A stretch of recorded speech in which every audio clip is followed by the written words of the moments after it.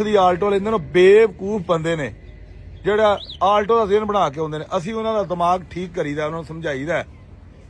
ਗੱਡੀ ਪਹਿਲੇ ਆਕਸ਼ਨ 'ਚ ਵੇਖਦੀ, ਫਿਰ ਅੱਗੇ ਬੰਦਾ ਬੈਠਾ, ਉਹਨੇ ਦੱਸਣਾ ਹੁੰਦਾ ਵੀ ਤੂੰ ਇਹ ਗਲਤ ਫੈਸਲਾ ਕਰ ਰਿਹਾ, ਇਹਨੂੰ ਦਫਾ ਕਰ, ਤੂੰ ਇੰਨੇ ਦੀ ਤੈਨੂੰ ਸਿਟੀ ਲੱਭ ਜਾਏਗੀ, ਸਿਟੀ ਲੈ।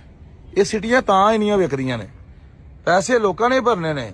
ਸੁਣਿਆ ਜੇ ਨਾ, ਪਸੰਦ ਸੱਜਣਾ ਦੀ, ਖਰਚਾ ਸਾਡਾ। ਹਾਂ, ਇਹ ਪਸੰਦ ਸਾਡੀ ਹੈ ਤੇ ਖਰਚਾ ਉਹਨਾਂ ਦਾ। ਅਸੀਂ ਪਸੰਦ ਕਰਨੀ ਹੈ ਤੇ ਗਾਹਕ ਨੇ ਗੱਡੀ ਲੈਣੀ ਹੈ। ਇੱਥੇ ਬੜੇ ਆਉਂਦੇ ਨੇ, ਆਜੋ ਬਾਹਰੋਂ ਬਾਹਰ ਕਰ ਲਈਏ, ਬਾਹਰੋਂ ਬੰਦੇ ਨਾ। ਗੱਡੀ ਡੋਗਰ ਮੋਟਰ ਦੇ ਥਰੂ ਲੈਣੀ ਹੈ, ਡੋਗਰ ਮੋਟਰ ਤੋਂ ਬਗੈਰ ਨਹੀਂ ਲੈਣੀ। ਵੇਖੋ ਮਾਸ਼ਾਅੱਲਾ, ਕੋਈ ਦੱਸੋ ਇੱਕ ਗੱਡੀ ਮਾੜੀ ਵਿਕੀ ਹੋਵੇ? ਵੇਖੋ ਗੱਡੀਆਂ, ਦੱਸੋ। ਇਹ ਵਾਰੇ ਦੀਆਂ ਵੀ ਨੇ ਤੇ ਚੰਗੀਆਂ ਵੀ ਨੇ। ਤੇ ਲੋਕੀ ਭਲਾ ਬਕਵਾਸ ਕੀ ਕਰਦੇ ਨੇ ਸਾਡੇ ਬਾਰੇ? ਗੰਦੀਆਂ ਗੱਡੀਆਂ ਡੋਗਰ ਮੋਟਰ ਤੇ ਵਿਕਦੀਆਂ ਨੇ। अस्सलाम वालेकुम। अब देखो बाबू भाई इधर आओ ना जरा। अब देखो अजे नटा दे उत्ते रंग लगा है, ठीक है। चंगियां